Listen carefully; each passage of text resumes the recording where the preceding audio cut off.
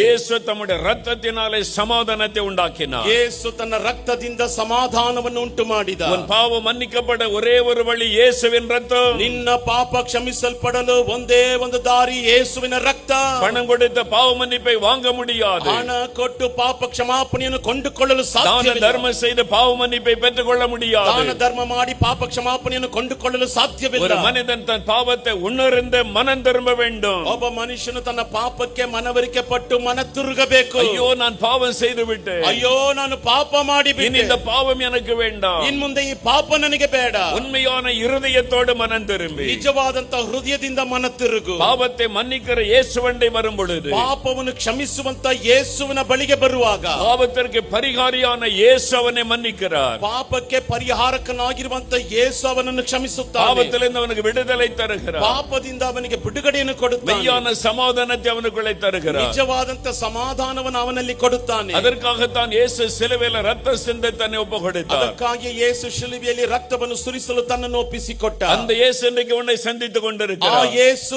ಇಂದು ನಿನ್ನನ್ನು ಸಂಧಿಸುತ್ತಿದ್ದಾನೆ. உன் பாவத்தை விட்டு மனம் திரும்பு. ನಿನ್ನ ಪಾಪವನ್ನು ಬಿಟ್ಟು ಮನ ತಿರುಗು. உன் அசுத்தமான வாழ்க்கை விட்டு மனம் திரும்பு. ನಿನ್ನ ಅಶುದ್ಧವಾದಂತ ಜೀವಿತವನ್ನು ಬಿಟ್ಟು ಮನ ತಿರುಗು. உன் பெருமை இச்சைகளை விட்டு மனம் திரும்பு. ನಿನ್ನ ಹೆಮ್ಮೆ ಇಚ್ಛೆಗಳನ್ನು ಬಿಟ್ಟು ಮನ ತಿರುಗು. உன் பெருமைகளை விட்டு மனம் திரும்பு. ನಿನ್ನ ಹೆಮ್ಮೆಗಳನ್ನು ಬಿಟ್ಟು ಮನ ತಿರುಗು. லஞ்சம் வாங்குகிற பழக்கத்தை விட்டு மனம் திரும்பு. ನಿನ್ನ ಲಂಚ ತೆಗೆದುಕೊಳ್ಳುವಂತ ಅಭ್ಯಾಸದಿಂದ ಮನ ತಿರುಗು. அநியாய சம்பாத்தியத்தை விட்டு மனம் திரும்பு. ಅನ್ಯಾಯ ಸಂಪಾದನೆಯನ್ನು ಬಿಟ್ಟು ಮನ ತಿರುಗು. ஒரு பக்கம் பக்தி, ಒಂದು ಕಡೆ ಭಕ್ತಿ, இன்னொரு பக்கம் பாவம். ಇನ್ನೊಂದು ಕಡೆ ಪಾಪ. நீ சமாதானமாய் வாழ முடியாது. ನೀನು ಸಮಾಧಾನವಾಗಿ ಜೀವಿಸಲು ಸಾಧ್ಯವಿಲ್ಲ. பாவத்தை விட்டு மனம் திரும்புகிறவர்களுக்கு தான் சமாதானம். ಪಾಪವನ್ನು ಬಿಟ್ಟು ಮನ ತಿರುಗುವವರಿಗೆ ಮಾತ್ರ ಸಮಾಧಾನ. அதற்கு தான் இயேசு உலகத்திலே வந்தார். ಅದಕ್ಕಾಗಿ ಯೇಸು ಲೋಕಕ್ಕೆ ಬಂದ.